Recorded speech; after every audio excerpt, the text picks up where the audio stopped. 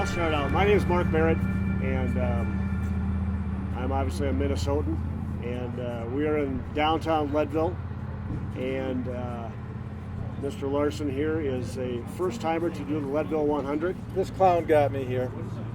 Absolutely. About 3 years ago at this time, we're up in Lutsen. I pull up on my new bike. I'm pretty excited about it.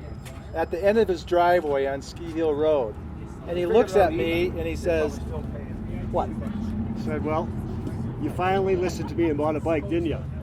I did that. And then the next sentence was, "We need to have a bike race in Lutsen." You know, the funny thing is I can see a lot of parallels between the town we're sitting in right now and the community of Lutsen. You know, you have this beautiful backdrop that has Lake Superior. You have the hills, the Sawtooth Mountains, you know, albeit, yes, a little smaller in scale, but, you know, beautiful nonetheless. And then you have this history that ironically kind of dates back to Leadville with the 10th Mountain Division, the family that started Lutsen itself and the ski resort in George Nelson. Yeah. I said, you know, you've got this guy who can basically fill the same role as what Ken Colbert did here in Leadville. But you know, I also see the triangle. About 17 miles behind my back shoulder here is Camp Hale, and that's where the 10th Mountain trained in the early 1940s, and so we have the connection with the 10th Mountain behind us. George Nelson, who founded the Lutsen ski area because of the 10th Mountain, and then we have the connection with the two races. And to me, it was like the trifecta. It was bringing the Leadville connection, the 10th Mountain, Lutsen, George Nelson, his vision for the future all together. And that is exciting to me. I mean, the race is one thing. We have this, we have the 99er, we have Columbine, we have all the stuff that I'm learning about out here in Leadville. But it's the people. It's Ken who had the vision here in Leadville. It's George and his family that had the visions dating back to the 1800s, and we got to see some of that this morning back at Camp Hale where it all started. I was a barmaid in the mountain inn, there I learned the wages, the misery, the sin. Along came the skier, fresh from off the slopes. He's the one that ruined me and shattered all my hopes. Singing 90 pounds of rucksack, a pound of grub or two.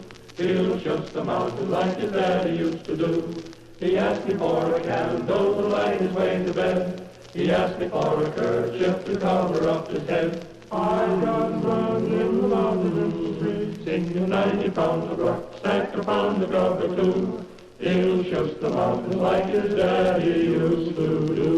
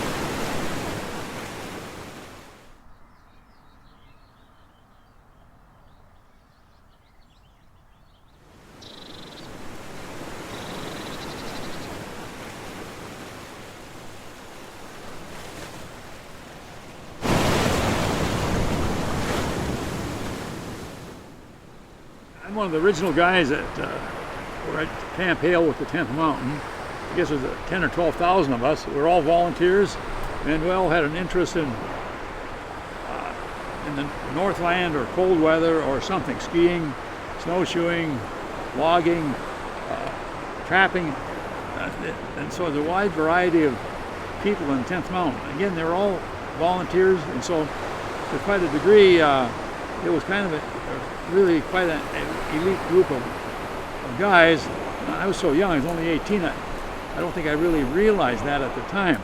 But I volunteered for the 10th Mountain, and in October of 1943, I was 18 on June 6th of 1943, so 2 or 3 months after I became 18, I was inducted into service, and they routed me to the 10th Mountain Division, which was at Camp Hale, Colorado.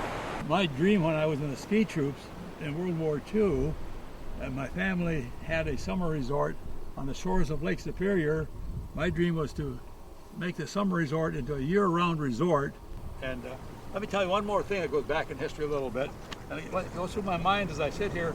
I'm very pleased to hear these remarks by these folks sitting beside me, how the bike racing has worked as really it's complementary to everybody, to the individuals and to the businesses and to the participants.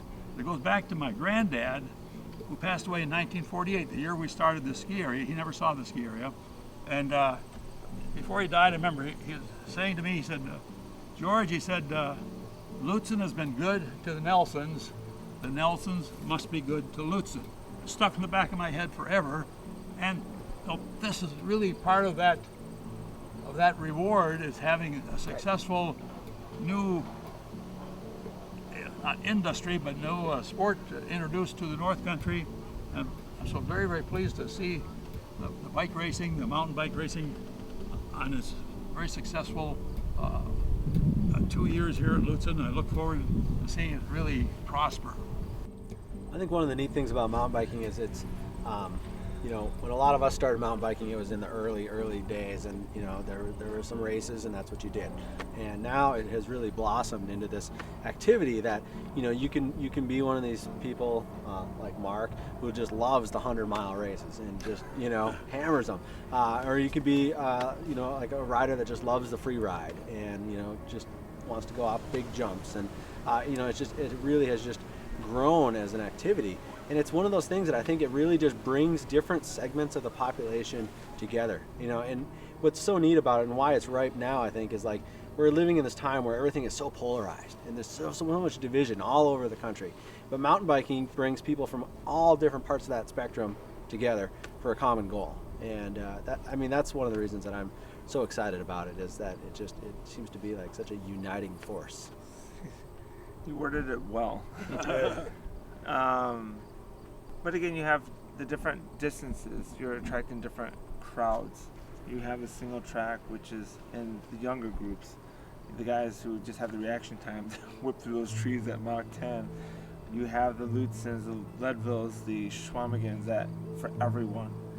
But yeah, and then the longer distance, I think Mark made a point that it's typically 30 plus. You don't see a lot of young guys doing 100-mile distances. Not yet. But the guys 30 plus, you're seeing that's most people who did Lutsen in the last 2 years, I'd say a majority is 40 plus. So it's a demographic. So and my perspective on it is that we live in a plugged-in society. You never go anywhere where you're not reachable, and that's different than when George was my age, per se. And everywhere you go, you're expected to basically be available to reply to an email, a text, a phone call, whatever the case may be. The reason I love it is several reasons, but one of those is that it's my time to be unplugged. Mm-hmm. I can go and just ride and enjoy this scenery. I mean, you can't ride out here and just not be in awe. It's amazing, But the other side of that is I've developed some amazing friendships out of that, and so it's almost a culture, a subculture that follows that, with like-minded people and with people that I would have never met and never had an opportunity to get to know. Via biking, I have. Well, I had never ridden a race before. It was my first race, and it was propelled forward by Mike and Mark, and Mark supplied the equipment, Mike the enthusiasm. And I trained. The most memorable moment for me was at the start. It was just beautiful, all coming down that hill. The beautiful Lake Superior in front of us, cobalt blue, the sun just coming up over the treetops, and this hundreds of bikes going down Esquija Road at pretty high speed. And then seeing them all whip around the corner at Highway 61, hundreds of them.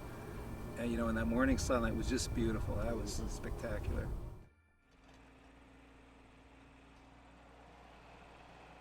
Well, the trail development that's happening here within the county is really exciting. We've been working for years with the Forest Service trying to get trail on the ground, and finally this past year they said, yep, we want trail on the ground and want as much of it as you can do now. So we've been working really hard with various different organizations, the townships, everybody's contributing, and that's the thing that's so cool about it, is that everybody seems to be having a pretty vested interest in it. So we are out there, we're building long-term sustainable trails.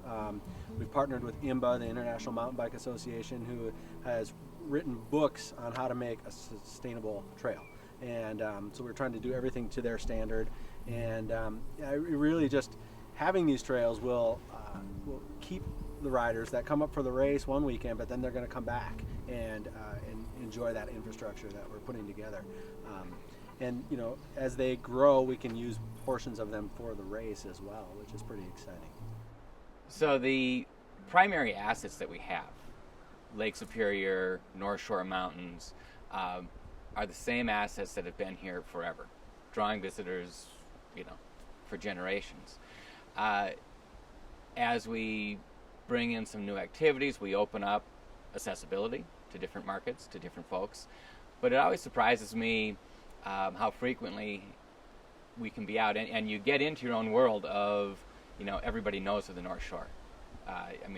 Because clearly in the realm of what we're doing, everyone around me knows what we've got going on. But then I'll head out, be down in the Twin Cities, down in Duluth, and find folks who have never been to the North Shore, have no idea what's up here. And so potential, I don't know anybody who could have a bad time up here, and yet only a small fraction of folks have been here. So there's a ton of opportunity out there, and each of these pieces just helps introduce it to somebody else, because they'll come for what their primary interest is. They'll fall in love with the place once they're here.